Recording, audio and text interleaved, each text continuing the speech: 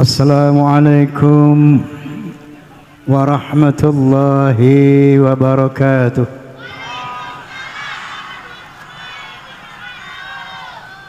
Bismillahirrahmanirrahim. Alhamdulillahilladzi hadan nasa ila hayatin thayyibatin fid dunya wal akhirati bisyari'atil Islam. Asyhadu an la ilaha illallah wahdahu la syarika lah dzul jalali wal ikram wa asyhadu anna sayyidana wa nabiyyana Muhammadan abduhu wa rasuluh sayyidul arabi wal ajam fa sallallahu ala sayyidina Muhammad wa ala alihi wa sahbihi wasallam, amma ba'd. Hadirin hadirat, memperingati Maulidur Rasul tak lebih dan tak bukan dalam rangka memperdalam, mempertajam pengenalan kita terhadap sosok beliau sallallahu alaihi wasallam. Kalau sudah kenal sosok beliau, maka kita akan kagum kepada beliau sallallahu alaihi wasallam. Kalau sudah kagum, kita akan cinta kepada beliau sallallahu alaihi wasallam. Kalau sudah cinta, kita akan mentaati beliau sallallahu alaihi wasallam. Karena ada perintah dari Allah Subhanahu wa taala, "Qul in kuntum tuhibbunallah fattabi'uni yuhibbukumullah wa yaghfir lakum dzunubakum wallahu ghafurur rahim." Shadaqallahul azim. Katakan ya Muhammad kepada manusia, kalau kamu cinta kepada Allah, taatlah kepadaku. Kalau kamu taat kepada Muhammad, maka Allah akan mencintai kamu dan akan mengampuni dosa-dosamu. Mau dicintai Allah? Mau dicintai Allah? Mau diampuni dosa kita oleh Allah? Syaratnya taat kepada Nabi. Karena ketaatan kepada Nabi pada hakikatnya ketaatan kepada Allah Subhanahu wa taala. Wa qala ta'ala aidan, "Wa ma atakumur rasulu fakhudhuhu wa ma nahakum anhu fantahu." Allah juga berfirman selanjutnya, apa yang diperintah oleh Nabi laksanakan dan apa yang dilarang tinggalkan. Inilah kunci untuk bisa mendatangkan cinta Allah kepada kita, kunci untuk mendatangkan ampunan Allah kepada kita. Amin Allahumma amin. Untuk itu, agar kita kenal sama Nabi, izinkan saya membawa biografi singkat beliau. Beliau adalah Muhammad bin Abdullah bin Abdul Muttalib bin Hashim bin Abdi Manaf bin Qusay bin Hakim bin Murrah bin Ka'ab bin Lu'ay bin Ghalib bin Sir bin Malik bin An-Nadhr bin Kinanah bin Khuzaimah bin Mudrikah bin Ilyas bin Mudhar bin Ma'ad bin Adnan. Selanjutnya beliau adalah keturunan Nabi Ismail alaihi salam bin Nabi Ibrahim terlahir pada hari, nah, mesti hafal ini semuanya. Hei, Nabi dilahirkan hari Senin tanggal 12 bulan Rabiul Awal tahun gajah, bukan tahun macan. Kenapa dinyatakan lahir pada tahun gajah atau tepatnya tahun 570 Masehi? Karena saat beliau sallallahu alaihi wasallam dilahirkan, terjadi penyerangan tentara gajah oleh Raja Abrahah, tujuannya meruntuhkan Ka'bah. Tapi akhirnya tentara gajah itu dihancurkan oleh Allah Subhanahu wa taala yang diabadikan dalam surat Al-Fil. Masih hafal? Alam tara kaifa fa'ala rabbuka bi ashabil fil alam yaj'al kaidahum fi tadlil wa arsala alaihim sayran ababil tarmihim bihijaratin min sijil faj'alahum ka'asfin. Lalu ada 124.000 nabi yang diutus oleh Allah Subhanahu wa taala. Dan di antara 124.000 itu ada 313 rasul. Nabi Muhammad SAW adalah nabi yang teragung dari semua nabi, teragung dari semua rasul. Paling tidak ada 4 alasan. Alasan yang pertama, karena teritorial dakwah beliau tidak sama dengan teritorial dakwah para nabi pendahulunya. Kalau nabi-nabi sebelumnya, Pak, Bu, hanya diutus untuk bangsanya masing-masing, enggak boleh keluar negerinya berdakwah. Contoh, Nabi Lut alaihi salam hanya diutus oleh Allah Subhanahu wa taala untuk bangsanya, yaitu bangsa Sadum. Nabi Hud alaihi salam hanya diutus untuk bangsanya, yaitu bangsa Ad. Nabi Saleh alaihi salam hanya diutus untuk bangsanya saja, yaitu bangsa Thamud.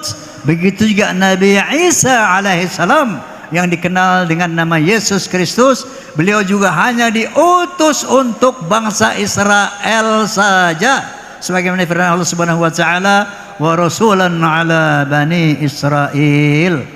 Lain dengan Nabi Muhammad SAW, beliau tidak diutus hanya untuk bangsa Arab saja, tapi beliau diutus untuk seluruh bangsa-bangsa, untuk seluruh manusia di dunia, sebagaimana firman Allah Subhanahu wa taala, wa ma arsalnaka illa kafatan linnas. Ya Muhammad, tidaklah engkau aku utus kecuali untuk seluruh manusia di muka bumi, termasuk untuk warga Bekasi. Alhamdulillah.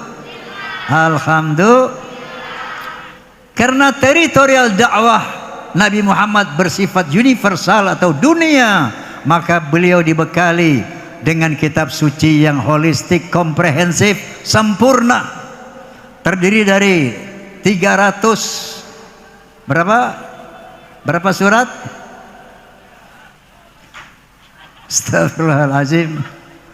Terdiri dari 114 surat, 6.666 ayat, 30 juz. Paling tebal kitab suci Al-Quranul Karim. Apa kata Allah Subhanahu wa taala dalam Al-Quranul Karim? Ma faratna fil kitabi min syai'. Tidak ada yang aku tinggalkan dalam Al-Quranul Karim. Al-yawma akmaltu lakum dinakum. Hari ini aku sempurnakan agamamu. Tidak ada yang dilupakan dalam Al-Quranul Karim. Setiap problematika manusia ada solusinya, ada jawabannya dalam Al-Quranul Karim. Dan setiap masalah aspek kehidupan manusia ada keterangannya, penjelasannya dalam Al-Quranul Karim. Sampai-sampai seorang sosiolog berkebangsaan Amerika, beliau adalah Profesor Dr. Arnold Toynbee. Siapa Bu?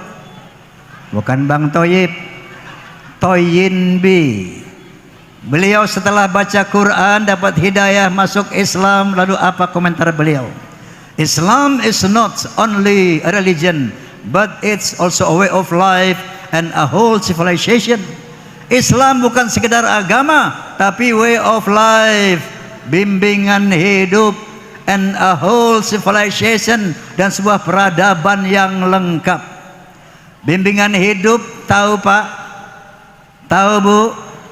Ibarat kendaraan, manual book. Ibarat barang, manual book. Buku petunjuk penggunaan kendaraan. Kalau orang beli mobil misalnya Toyota, tapi nggak baca manual booknya, bisa nggak dijalanin tuh mobil? Nggak bisa. Dia paksain jalanin tanpa petunjuk manual book, yang terjadi apa? Rusak itu mobil. Betul? Betul. Begitu juga manusia hidup di dunia, diberi manual book, buku petunjuk bagaimana cara hidup, bagaimana cara berdagang, cara kawin, cara berumah tangga, cara bernegara, semua lengkap dalam Al-Quranul Karim. Oleh karena itu, di zaman modern sekarang ini, kita banyak melihat generasi Z, generasi apa namanya, milenial, Masya Allah, anak-anak kecil kalau kita baca di Facebook itu sudah bisa mengeluh, sudah mengatakan saya resah, saya gundah, saya gelisah.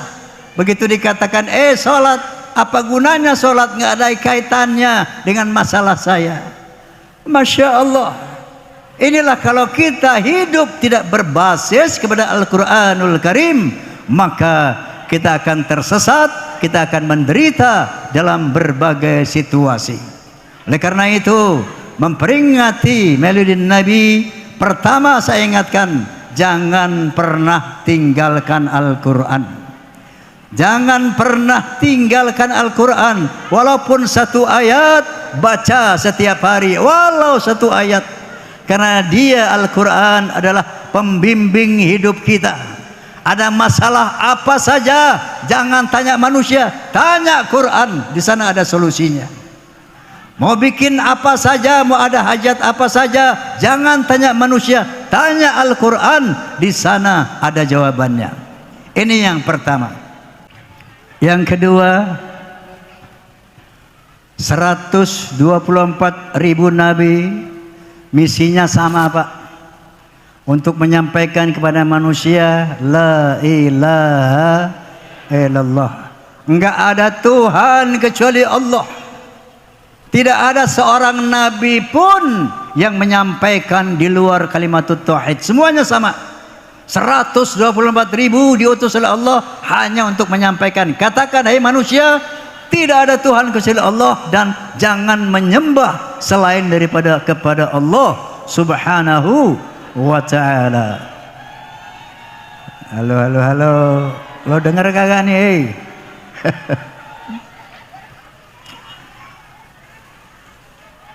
Tapi bagi Nabi Muhammad SAW, di samping menyampaikan kalimat tauhid selama 23 tahun, beliau juga mempunyai misi yang spesifik, yaitu untuk membangun akhlak manusia. Sebagaimana sabdanya, innama bu'ithu liutammima makarimal akhlak. Sesungguhnya aku dibangkitkan untuk menyempurnakan akhlak yang mulia. Akhlak apa itu Pak? Apa akhlak? Apa arti akhlak? Kelakuan. Akhlak apa Bu? Kelakuan. Kalau orang Inggris bilang attitude, kalau orang Bekasi bilang lagu, tapi bukan kayak lagu soneta, bukan. Lagu lo tengik, kelakuan kamu tengik. Tahu tengik? Bau apek. Lagu lo perak, tahu perak? Beras maur yang murah. Tapi yang dimaksud perilaku tadi secara orientatif ada 3 Pak. Pertama, akhlak kepada Allah. Yang kedua, akhlak kepada sesama manusia. Yang ketiga, akhlak kepada alam, hewan dan tanaman. Secara kualitatif, akhlak juga ada 3. Yang pertama, akhlakul karimah, akhlak yang mulia. Yang kedua, akhlakul ammah, akhlak yang standar, yang biasa-biasa saja. Yang ketiga, akhlakus sayyi'ah, akhlak yang buruk.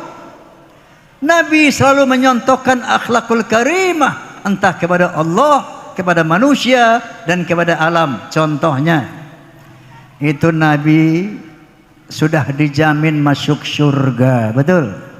Tadi Ustadz Tila sudah jelaskan, yang pertama masuk surga Nabi Muhammad SAW. Dan Nabi adalah sosok yang maksum, artinya tidak punya dosa. Tapi Masya Allah hadirin wal hadirat, beliau sholat di samping sholat yang wajib 5 waktu, sholat rawatib sunnah, beliau sholat malam, sholat tahajud sampai bengkak-bengkak kakinya.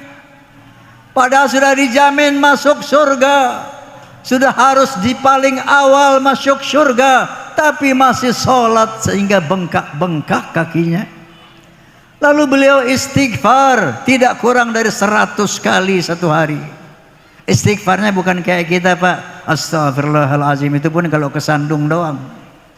Ini Nabi istighfar 100 kali satu hari. Sayyidul istighfar, Allahumma anta rabbi, la ilaha illa anta khalaqtani wa ana 'abduka wa ana 'ala ahdika wa wa'dika mastata'tu a'udzu bika min syarri ma sana'tu abu'u laka bi ni'matika 'alayya wa abu'u bi dhanbi faghfir li fa innahu la yaghfiru dzunuba illa anta. Masya Allah. Udah enggak punya dosa, istighfar 100 kali.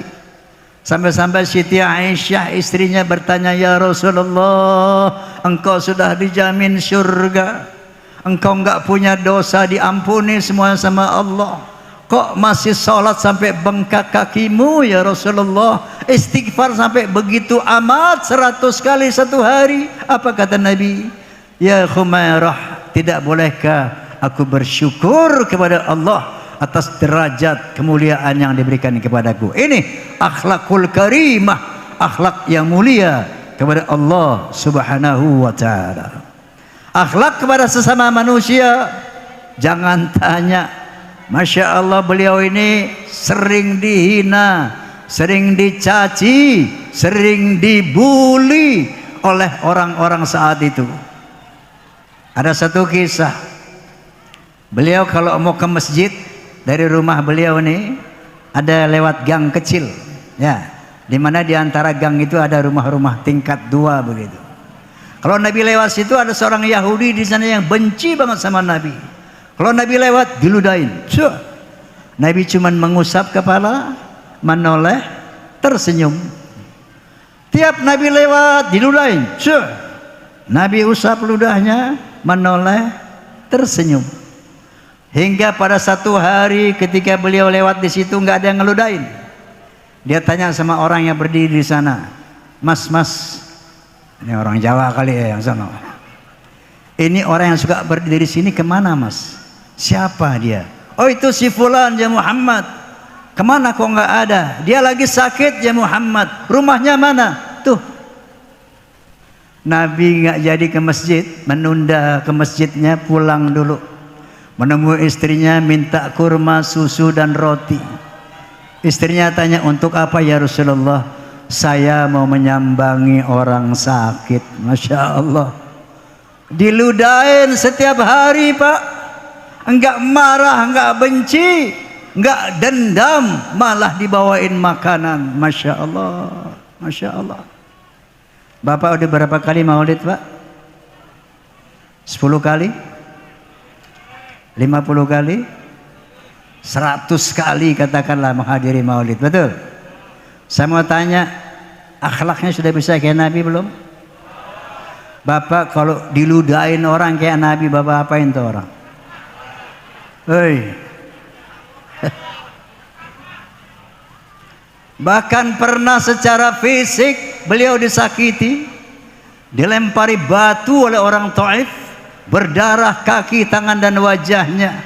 Jibril alaihi salam yang selalu mendampingi beliau berbisik kepada Nabi, ya Muhammad, angkat tanganmu kepada Allah, minta kepada Allah agar umat yang durhaka ini diazab sebagaimana para nabi sebelum kamu. Kalau umatnya durhaka, mereka minta umatnya diazab. Nah sekarang minta kepada Allah agar mereka diazab, biar aku nanti yang eksekusi ini. Aku akan timpakan mereka dengan 2 bukit. Apa kata Nabi? Jangan ya Jibril. Kalau mereka tidak beriman, aku masih berharap agar nanti anak cucunya beriman kepadaku. Nabi angkat tangan juga. Allahumma hdi qaumi fa innahum la ya'lamun. Ya Allah, berikanlah hidayah kepada umatku, berikanlah ampunan kepada umatku kalau mereka melempari aku dengan batu, karena mereka tidak tahu ya Allah, mereka enggak ngerti ya Allah. Masya Allah, ini akhlak Nabi. Kalau ente ada yang nyambit pakai batu, lo apain tuh orang? Hah? Doain. Oh, gue bacok. Tapi ada orang Bekasi yang baik. Tadi saya singgah di rumah Pak Lurah. Ada anak baik, saya tanya gitu. Kalau kamu dilempar batu sama orang, kamu apain? Saya lempar lagi Pak Haji. Oh gitu. Pakai batu juga? Enggak. Pakai roti. Wah, mendingan nih orang nih. Pakai roti apa, Dik? Roti tawar. Gede banget. Iya Pak Haji, cuman saya isi batu bata. Kenapa Nabi dihina, dibuli, dicaci nggak marah? Karena beliau diajarkan oleh Allah Subhanahu wa taala satu ayat yang berbunyi, ya ayyuhalladzina amanu jtanibu katsiran minadh-dhanni inna ba'dadh-dhanni itsm wa la tajassasu wa la yaghtab ba'dukum ba'dha ayuhibbu ahadakum ayakula lahma akhihi maitan fakarihtumuh. Ya, katakanlah orang-orang beriman, jangan kamu berburuk sangka. Suudzon. Ibu-ibu, jangan suka buruk sangka sama tetangga. Jangan suka buruk sangka sama teman, karena buruk sangka itu kata Allah adalah satu dosa. Wala tajassasu, jangan cari-cari kesalahan orang. Wala tajassasu, jangan ngintip kesalahan orang. Wala yaqtab ba'dukum ba'da, jangan suka berghibah, menggunjing, ngomongin aib orang. Kenapa? Apa hukumannya? Ini Allah memberikan perumpamaan ayat ayuhibbul ahadukum ayakula lahma akhihi maitan. Apakah kamu suka makan daging bangkai saudaramu sendiri? Artinya apa Pak Bu? Orang yang suka ngomongin orang, Allah mengatakan dia lagi makanin daging bangkai saudaranya. Kalau kita lagi ngejelekin orang, ketahuilah kata Allah, kita lagi makan daging bangkai yang kita ngomongin. Ini kiasan, mutasyabihat. Tapi yang sebenarnya adalah kita lagi ngambilin dosa itu orang. Kita ngomongin orang, dosa orang itu lagi kita ambilin. Makanya Nabi nggak pernah marah, nggak pernah dendam, nggak pernah sakit hati kepada siapapun yang menyakiti dia, membuli dia, hina dia, fitnah dia. Bahkan Nabi kasihan sama orang-orang yang membuli dan fitnah itu. Karena apa? Beliau tahu yang menfitnah itu, yang membuli itu, yang menyakiti itu, yang akan menanggung deritanya di dunia dan di akhirat. Ini akhlak Nabi kepada manusia. Akhlak Nabi kepada hewan tanaman, oh luar biasa. Nabi kalau ketemu pohon, Pak, Bu, assalamualaikum, beri salam sama pohon. Kenapa? Pohon itu makhluk Allah yang hidup. Percaya enggak? Ada ilustrasi sedikit. Pada tahun 1963, maksud saya 1930, berapa tahun yang lalu itu? Pada tahun 1930, berapa tahun yang lalu itu? Gara-gara kebiasaan lihat gadget, otaknya pada tumpul. Kalau berhitung pakai kalkulator. Tok tok tok tok tok, nggak pakai otak lagi. Ini kelemahan gadget ini. Berapa? Itu masih oke otaknya tuh. Lo lihat kalkulator juga lo. 92 tahun yang lalu ada seorang doktor ahli botanis, seorang botanis artinya ahli tanam-tanaman. Dia pergi ke New Delhi untuk meneliti pohon-pohon di India 92 tahun yang lalu. Ya. Lalu beliau menemukan, oh namanya Dr. Boss. Dr. Boss dari Amerika. Ternyata dia menemukan, oh ternyata pohon itu ada gendernya, ada jenis kelaminnya, Bu. Ada pohon laki, ada pohon perempuan. Makanya Pak, kalau naik pohon lihat-lihat pohonnya. Jangan pohon cewek lo naikin, ntar lo betah, nggak turun-turun. Ibu juga Bu, kalau mau meneduh lihat pohonnya Bu, jangan neduh di pohon laki ya. Ternyata menurut penelitian Dr. Boss, pohon itu ada dua jenis, ada perempuan, ada laki-laki. Dan Dr. Boss bilang, oh pohon itu berkembang biak melalui perkawinan. Yang menikahkan pohon ada dua, kumbang dan angin. Putik sari di bawah kumbang, angin begitu juga. Ya. Padahal hal ini sudah dijelaskan Allah Subhanahu wa taala 1500 tahun yang lalu kurang lebih. Coba lihat surat Yasin. Subhanalladzi khalaqal azwaja kullaha mimma tumbitul ard. Maha suci Allah yang telah menciptakan pohon-pohon di muka bumi berpasang-pasangan. Masya Allah. Di lain ayat Allah berfirman, wa arsala riyaha lawaqiha.